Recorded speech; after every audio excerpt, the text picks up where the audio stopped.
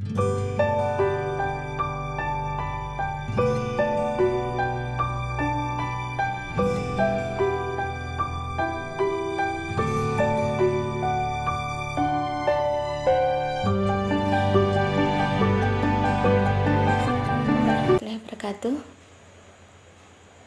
Alhamdulillahirrabbilalamin, akhirnya kita bisa bertemu dalam mata kuliah perkembangan peserta didik meeting ke-9. Di meeting ke-8 yang kemarin kita sudah membahas mengenai faktor-faktor perkembangan. Sekarang kita move on, kita akan membahas materi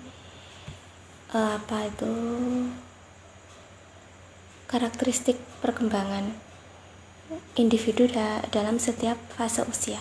Dan untuk saat ini kita akan membahas karakteristik perkembangan anak usia dini. Itu adalah pokok bahasan yang paling utama.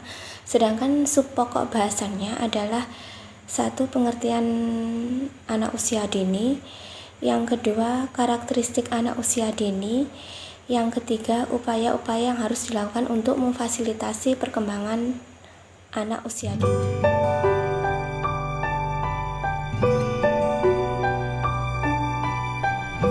Masuk pada bahasan yang pertama, yaitu pengertian anak usia dini. Apa yang dimaksud dengan anak usia dini? Anak usia dini merupakan anak yang berada pada usia 0-6 tahun. Usia dini merupakan usia yang sangat penting bagi perkembangan anak. Kenapa? Karena pada fase ini, pada usia ini, pertumbuhan dan perkembangan anak sangat cepat. Di fase ini ada masa yang namanya golden age, di mana masa pertumbuhan dan perkembangan paling cepat yang terjadi pada fase kehidupan manusia. Kapan itu golden age? Golden age itu terjadi pada saat seorang individu berusia 0-3.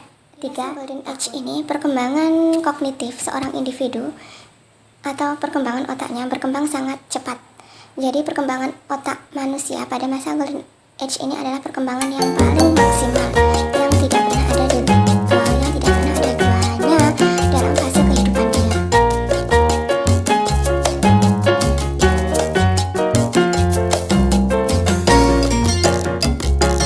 Pokok yang kedua adalah karakteristik anak usia dini. Di subpokok yang kedua ini kita akan membahas mengenai karakteristik anak usia dini dilihat dari berbagai aspek. Yang pertama adalah aspek moral, selanjutnya ada aspek fisik, yang ketiga ada aspek bahasa, yang keempat ada aspek kognitif, yang kelima ada aspek emosi, dan yang keenam adalah aspek sosial. Jadi kita akan melihat karakteristik anak usia dini dari keenam aspek tersebut. Seperti apakah karakteristik anak usia dini dalam keenam aspek tersebut? Kita akan membahasnya dalam video kali ini.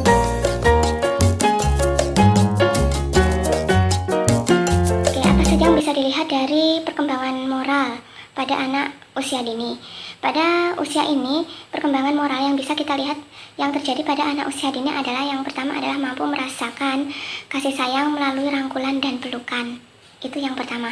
Oleh karena itu kita biasanya melihat anak usia dini itu condong pada orang tertentu. Jika orang tertentu itu mampu menyalurkan kasih sayang dengan tulus, maka anak tersebut, anak usia dini, atau kita sebut sebagai katakanlah balita dan batita, nama susu ya, balita ya, anak usia dini itu akan condong, dia akan mau berbagi kasih sayang, dia mau dipeluk, dia mau dicium. Tapi kalau ada orang dewasa yang belum mampu menyampaikan kasih sayang dengan tulus, maka anak usia dini tersebut atau balita tersebut biasanya akan enggan untuk mendekat. Kalau orangnya tulus, mereka akan cenderung mendekat, tapi kalau orangnya tidak tulus, mereka cenderung tidak mau mendekat. Itu karakteristik yang pertama, mampu merasakan kasih sayang. Perkembangan yang pertama, maksud saya, mampu merasakan kasih sayang melalui rangkulan dan pelukan. Yang kedua adalah meniru sikap, nilai, dan perilaku orang tua. Pada perkembangan moral yang kedua ini, kita bisa melihat ya, kalau yang namanya anak itu mereka belajarnya melalui pengamatan. Jadi seperti apa orang di sekitarnya, mereka akan cenderung mencoba untuk menirunya. Jika orang di sekitarnya melakukan hal baik, maka anak usia dini akan ikut mencoba untuk melakukan hal baik. Tapi kalau orang di sekitarnya mencoba untuk melakukan hal buruk, maka mereka pun cenderung untuk melakukannya. Yang selanjutnya adalah menghargai, mampu menghargai, memberi, dan menerima. Tapi ini pun perlu diajarkan oleh orang tua. Kenapa? Karena anak usia dini dalam masa belajar, meniru mereka tidak akan bisa secara otomatis tanpa bimbingan dari orang yang lebih tua. Yang selanjutnya, perkembangan moral yang selanjutnya adalah mampu memahami arti orang dan lingkungan di sekitarnya. Dalam hal ini kita bisa melihat anak usia dini akan cenderung menangis jika ditinggal oleh orang yang sering kali dekat dengan mereka. Mereka akan cenderung menangis dan mencari. Mereka akan cenderung ingin mengikuti, atau kita bisa melihatnya kadang ada anak kecil itu ngomong, katakanlah ayahnya lewat, ayahnya mau pergi, mereka akan mengatakan ikut ya, atau dalam bahasa Jawanya mereka mengatakan derek ya. Mungkin ada yang bilang melok.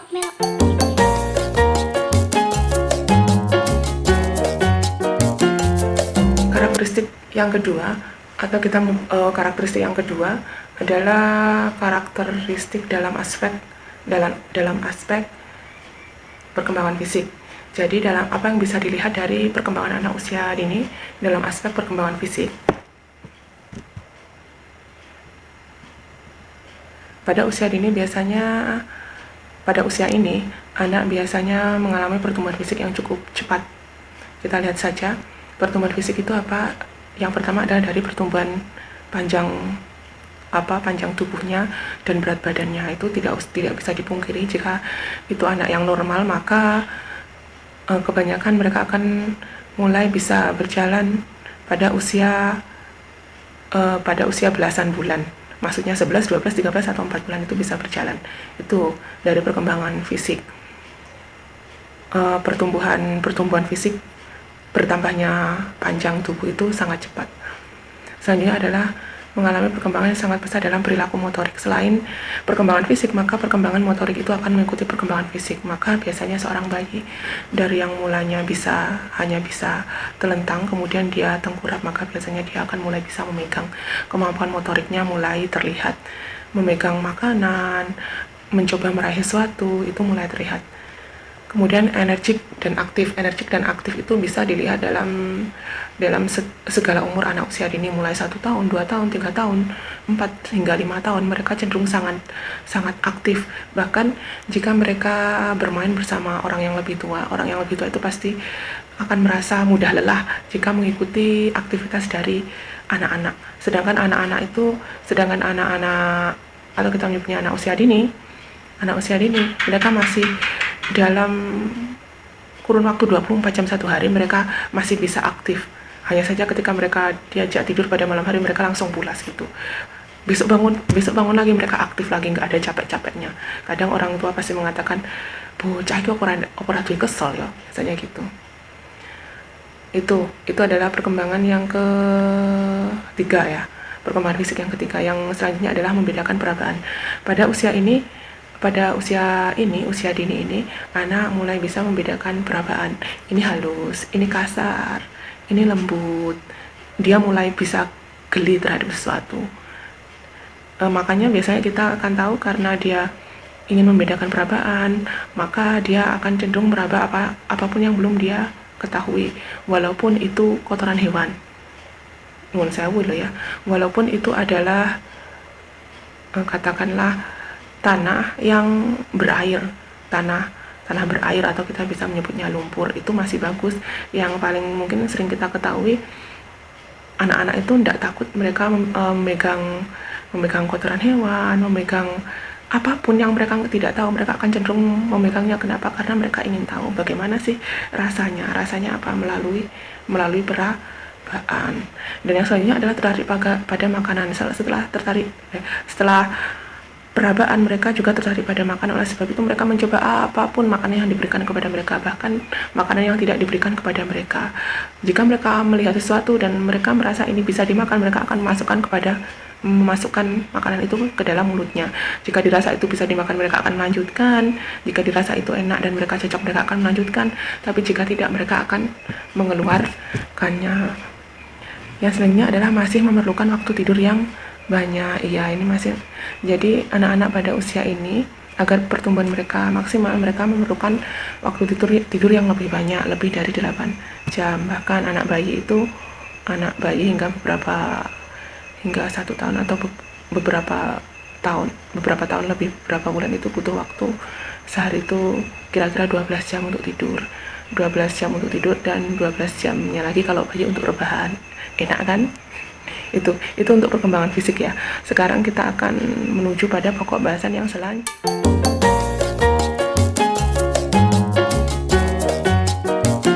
Perkembangan yang ketiga adalah perkembangan bahasa. Jadi apa yang terjadi pada perkembangan bahasa pada anak usia dini? Yang pertama adalah mereka mampu secara bertahap menunjukkan keinginan mereka menggunakan 4-10 kata. Dan biasanya orang tua anak balita, anak usia dini itu paham. Siapa yang paling paham? Ibunya. Kenapa? Karena ibu itu adalah sekolah yang pertama bagi seorang anak itu. Jadi pada usia dini, pada saat mereka mulai berkata-kata, bahkan menggunakan satu kata yang tidak jelas, itu yang paling tahu adalah orang tua atau ibu yang paling utama. Jadi yang pertama adalah menyatakan maksud dalam kalimat yang terdiri dari 4-10 kata. Itu bertahap ya, 4 kata itu berarti dia sudah berusia katakanlah 2 tahun. Tapi sebelum dia ke 2 tahun, dia akan menyatakannya melalui kata-kata vokal yang belum jelas, yang hanya orang-orang tertentu yang mampu memahaminya.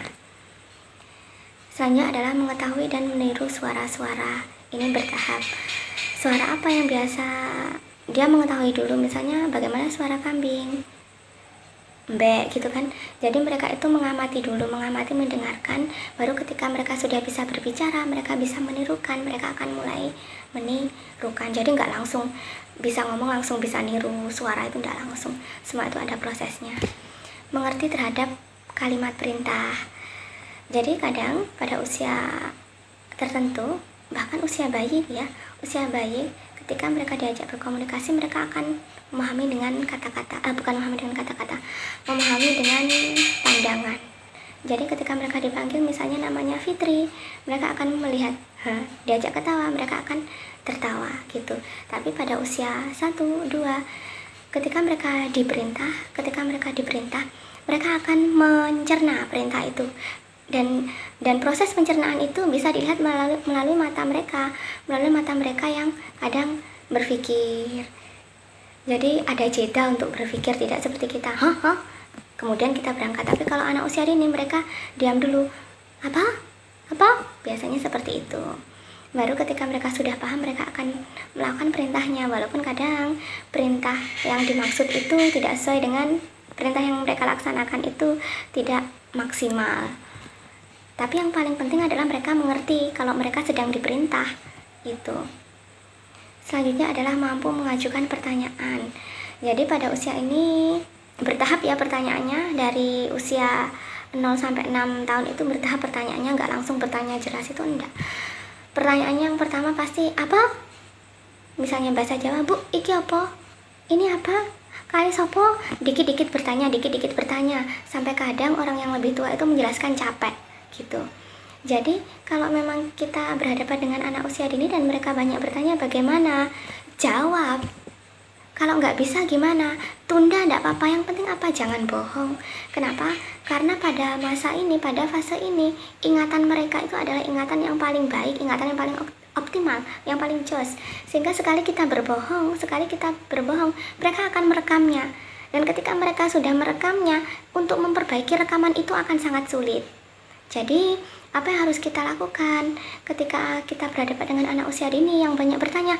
Jawab sebisa mungkin, sejujur mungkin. Tapi jangan sulit-sulit, disesuaikan dengan kemampuan kognitif mereka. Dan jangan berbohong.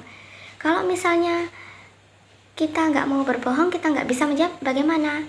Alihkan fokus mereka pada hal yang lainnya. Karena pada fase itu, mereka itu dialihkan itu gampang gitu. Jadi jangan sampai berbohong. Yang selanjutnya adalah mampu menyebutkan nama-nama benda dan fungsi. Itu berarti pada usia lebih dari 3 tahun ya. Selanjutnya adalah memecahkan masalah dengan berdialog. Memecahkan masalah dengan berdialog ini sangat penting bagi anak usia dini. Oleh karena itu saya sarankan jika Anda adalah calon ibu, Anda adalah calon bapak, maka jika Anda memiliki anak usia 0 sampai 6 tahun, jangan banyak-banyak mereka dipegangi HP. Kenapa? Karena itu akan mengurangi kemampuan sosial dan interaksi mereka. Satu ya, mengurangi bisa menunda, mengurangi kemampuan sosial dan interaksi. Yang kedua, mengurangi kemampuan berbicara. Yang ketiga, mengurangi kemampuan berpikir.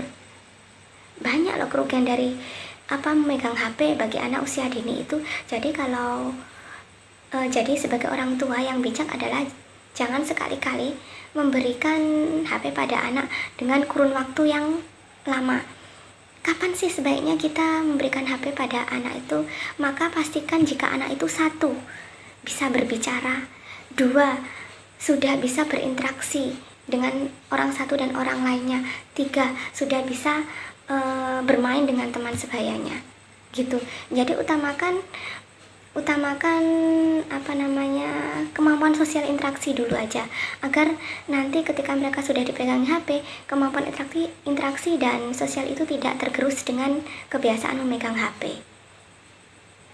Sehingga pada akhirnya mereka memiliki kemampuan untuk memecahkan masalah dengan berdialog, diajak ngomong ini paham.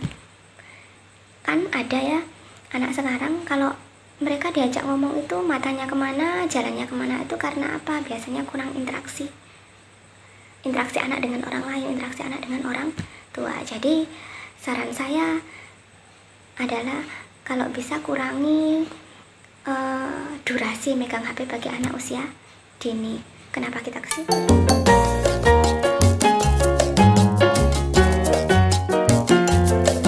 Selanjutnya adalah perkembangan kognitif. Apa yang bisa dilihat dari perkembangan kognitif? Yang satu adalah mengelompokkan benda-benda yang sejenis. Kalau bulat sama bulat, kalau persegi sama persegi, kalau kotak sama kotak, gitu. Selanjutnya adalah mengelompokkan bentuk, jadi sama. Mengelompokkan benda-benda yang sejenis sama mengelompokkan bentuk itu hampir sama. Membedakan rasa, mereka akan tahu rasa pedas. Kalau sudah merasakannya, mereka akan tahu rasa manis, mereka akan tahu rasa gurih, mereka tahu rasa pahit. Maka mereka cenderung akan tidak mau mengulangi memakan makanan yang tidak mereka sukai. Jika memang rasa itu tidak mereka sukai, misalnya pedas, itu yang paling dijauhi oleh anak usia dini. Sekali mereka merasakannya, mencicipi, mereka merasakan ini tidak baik bagi lidah saya, maka mereka akan cenderung untuk tidak mau mengulangi. Dan kalaupun orang yang lebih tua memaksa, mereka akan cenderung untuk menghindar, tidak mau itu. Kemudian setelah membedakan rasa, membedakan bau. Makanya ada beberapa anak pada usia dini itu yang suka sama sabun jadi, atau parfum gitu. Jadi kalau mereka di toko, mereka diajak ke toko itu mereka nyari sabun. Apa? Dipegang, dibaui, dibau sabunnya itu. Kalau sudah, ya sudah ditaruh. Nanti ke toko lagi, ambil sabun lagi. Kenapa? Karena mereka suka sama baunya. Jadi bukan untuk dimakan, tapi karena mereka penasaran, suka sama baunya itu. Selanjutnya adalah membedakan warna. Membedakan warna diikuti dengan kemampuan untuk menyebutkan dan mengenal bilangan 1 sampai 10 dan seterusnya, A sampai Z dan seterusnya. Kemudian memiliki rasa ingin tahu yang tinggi dan juga imajinatif. Makanya kenapa kalau sampean perhatikan film-filmnya anak kecil itu imajinatif. Kenapa?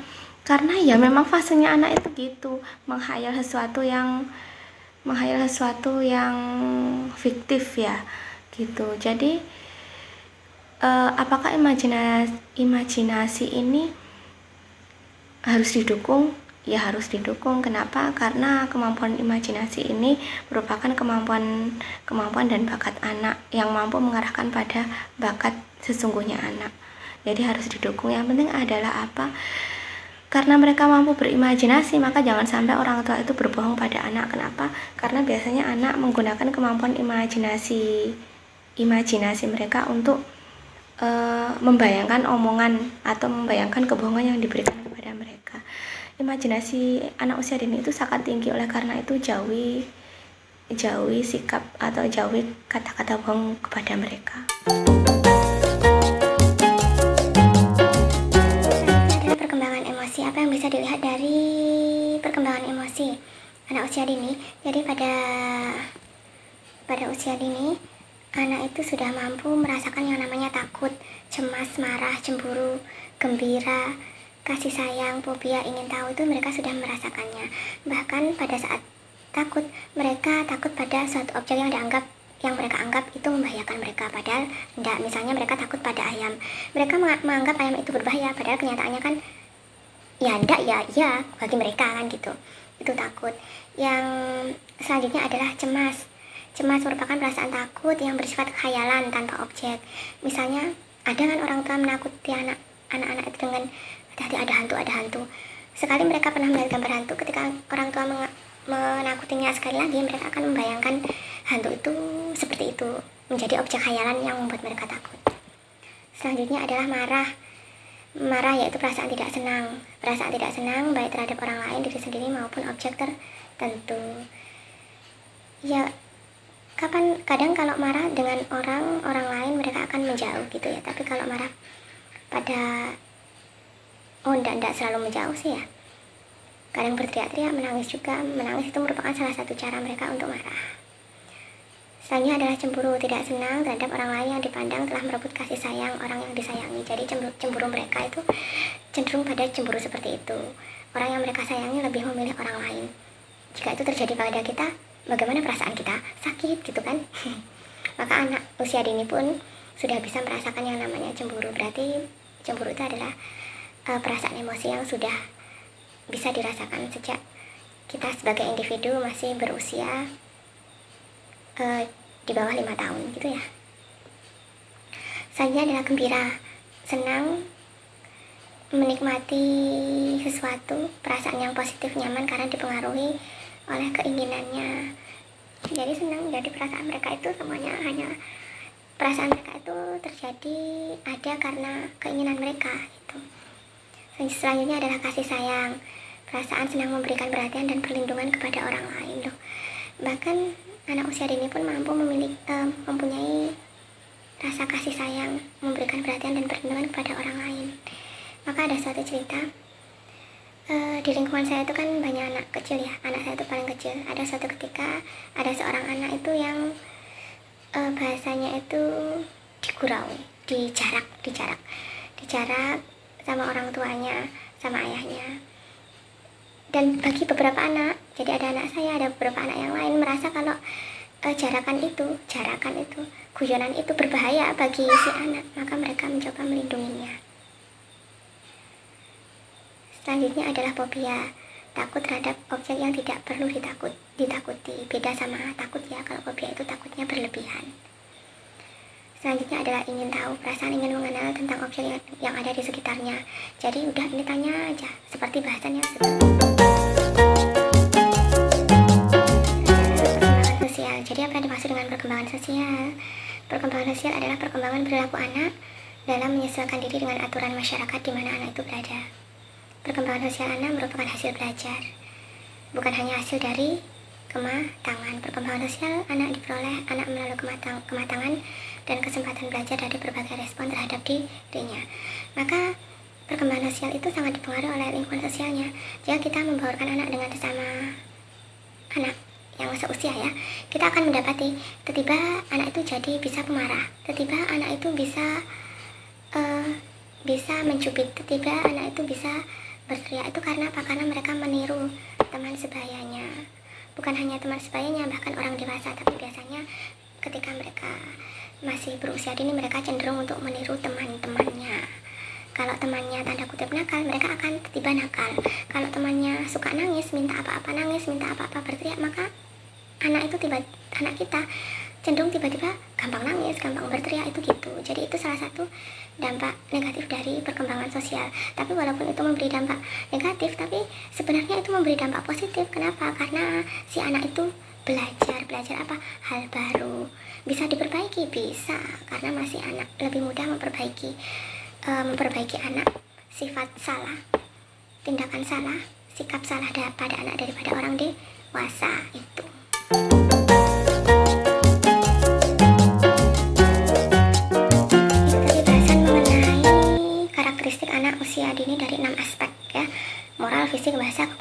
emosi, dan sosial. Sekarang kita menuju pada pokok bahasan yang ketiga, yaitu upaya-upaya yang harus kita lakukan untuk memfasilitasi perkembangan anak usia dini. Dilihat dari potensi mereka, intelektual mereka, sosial mereka, juga kesadaran beragama. Apa yang bisa kita lihat?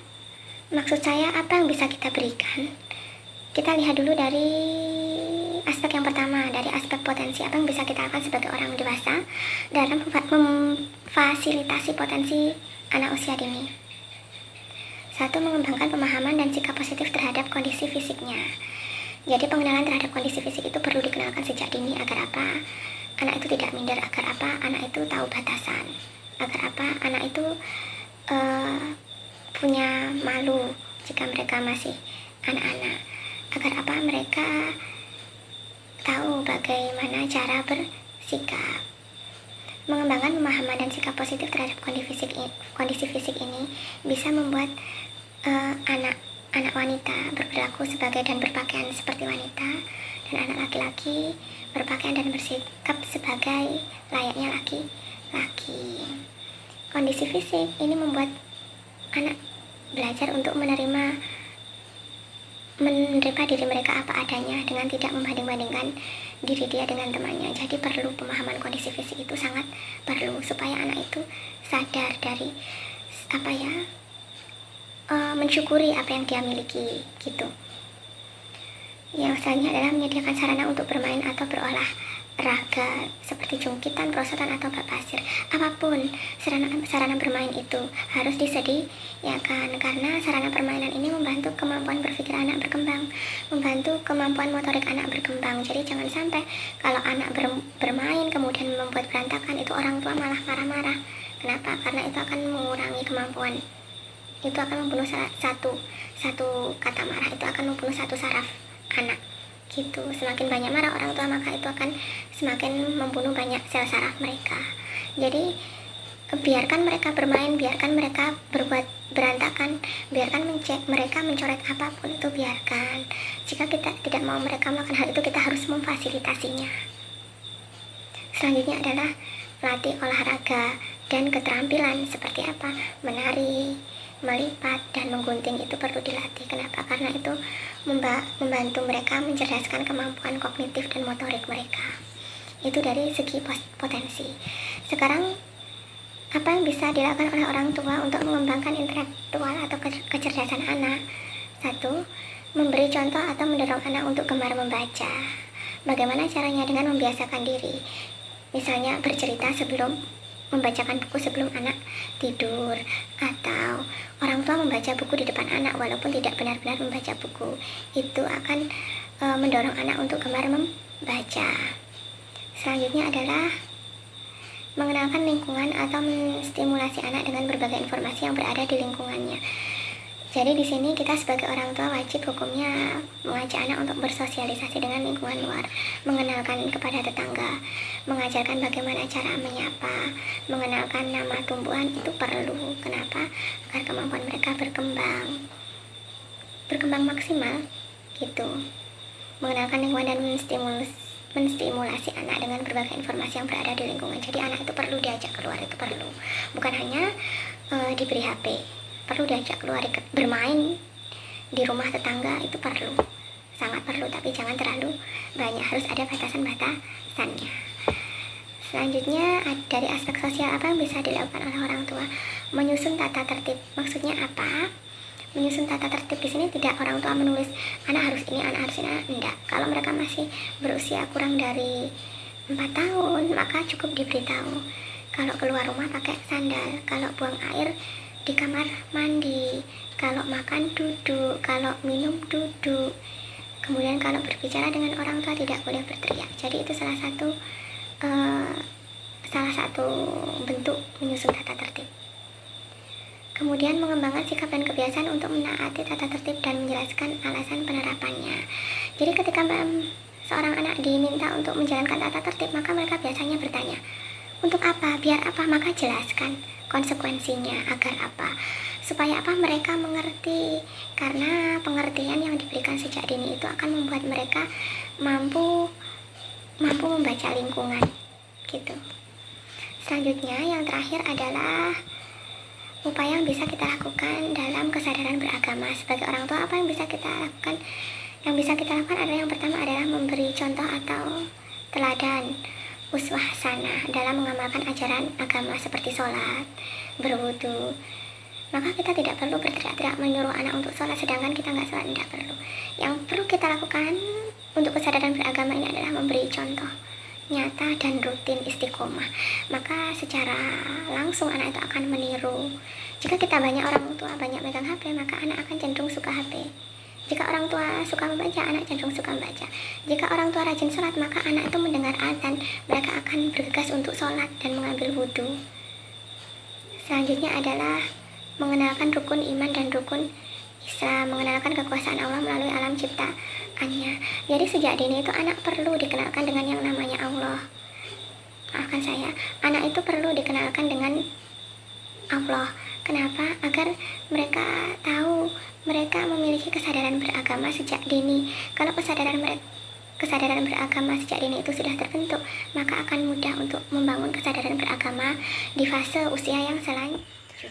Oke, untuk bahasan kita pada video kali ini saya rasa cukup. Kita sudah membahas 3 hal. Yang pertama adalah pengertian anak usia dini, yang kedua adalah karakteristik anak usia dini, yang ketiga adalah upaya-upaya yang bisa dilakukan orang tua untuk memfasilitasi perkembangan anak usia dini. Jika nanti ada pertanyaan silakan WA saya. Saya rasa video untuk kali ini cukup sekian. Terima kasih. Jangan lupa subscribe, like, and komen yang positif ya. Assalamualaikum warahmatullahi wabarakatuh.